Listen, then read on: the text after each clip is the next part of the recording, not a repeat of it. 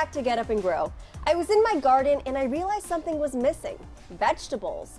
So I thought I would plant a vegetable garden, but I didn't know where to start or what to do. So I thought I would come down and see my good friend Gord from Wildwood Outdoor Living Centre. Hi, Jasmine. Hi, Gord. So you want a veggie garden, do you? I do, yeah. Okay. Well, you're right. First thing, we've got to plan it out. Okay, I had one step down. So the first thing you want to know is where your sun locations are coming from. So where's your south? You want the most sun possible for a veggie garden. And then I guess the next thing you should know or find out is, do you have space for it? Is it going to be a patio garden, or is it going to be out in a yard that you have to, pull up some turf or, renovate an ornamental garden? So I kind of started something here where I was kind of laying out the layout. Is this kind of a good idea? That's great. Okay, so you want to, get something down on paper if you can, of just... So what you need to know, and if you're lucky enough to have watched your garden or your backyard long enough, you can look for indicators. How long are the shadows that go into your backyard at different times? If you had snow the last few weeks or so, how long did the snow stay in certain areas of your yard? And that'll show you the really cold parts of your yard as well.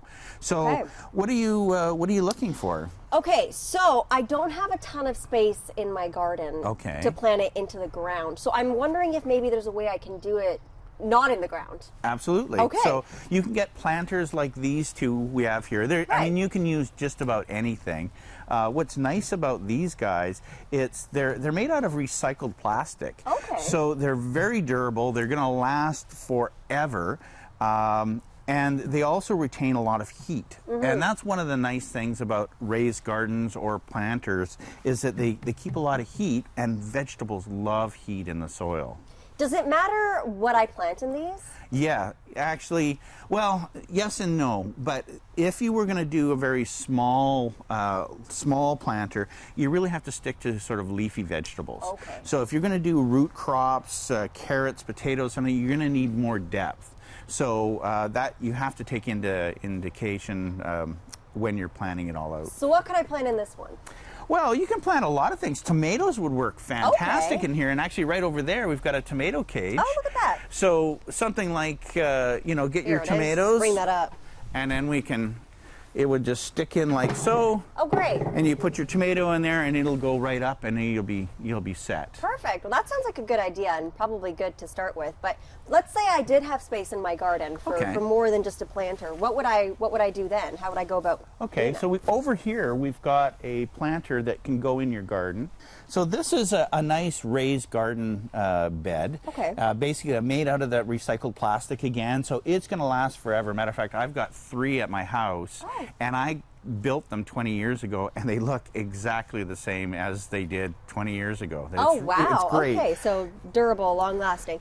Where does it go? Okay, so you can put this just about anywhere, but obviously if we've picked out the right spot, a sunny location, and if we've removed the turf, and then basically what you can do is, you can see the spikes on the bottom. Yeah. Basically, you just drive this into the ground after you've built it, obviously. Yeah. Drive it into the ground, fill it with soil, and you're basically set to go. Okay, so I'm noticing that this isn't as tall as the planters. What can we do about that? Does that matter?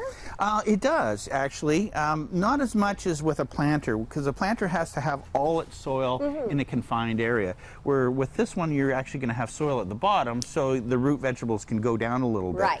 But you're right. If you only have a small section, you may want to put on extensions, and you can get extensions for these kinds of planters. So you can go up as far as 4 or 5 or 6 or whatever you want to do. It's not too practical, but one of the other nice things is the higher the vegetable garden, the easier it is on your old back when you have to go deal with it.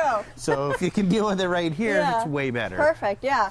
What type of soil would I use for all of these? Well, my answer is always the best possible organic soil that you can, because you want to stick it in there. This is going to be used for veggies.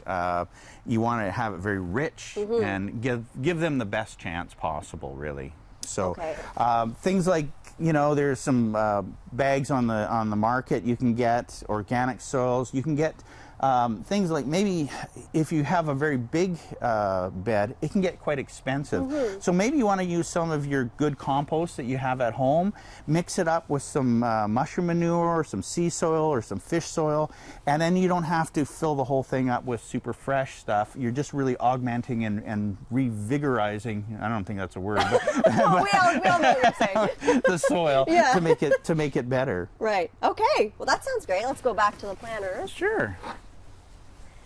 So I think now that I kind of have a good idea, we also got a gardening guide here, so I kind of know where to start and what to... Yeah, this is a great time. You know, right now it's a beautiful day, but you know, tomorrow or the next day could be rainy and cold. So you can do your planning, sit by the fire or whatever you want to do. You can get catalogs for local seed companies or go online and get seeds online, and you're set. Okay, so I will take all of this because I'm definitely going to need that while I'm planning.